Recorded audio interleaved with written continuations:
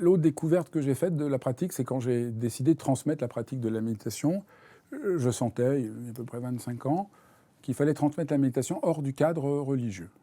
Que le cadre bouddhiste, dans lequel moi j'ai reçu la pratique, était formidable, mais il faut garder l'esprit et pas forcément la lettre. Et j'ai pensé qu'il fallait transmettre la méditation en revenant à la quintessence de la pratique, mais en laissant tomber certaines formes.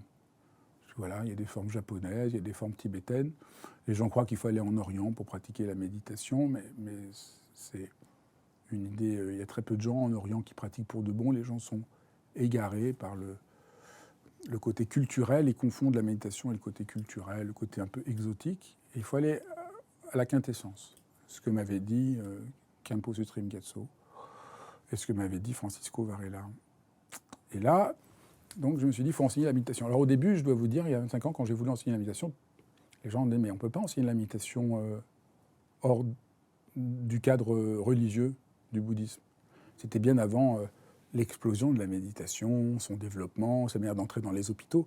À l'époque, ça ne semblait pas du tout possible. Et j'ai senti qu'il fallait aller dans cette direction-là. Et c'est ça qui m'habite et qui m'a conduit à écrire tous les livres que j'ai écrits, le Que sais-je sur la méditation, le gros livre sur la méditation pour les nuls et tous les autres livres que j'ai faits.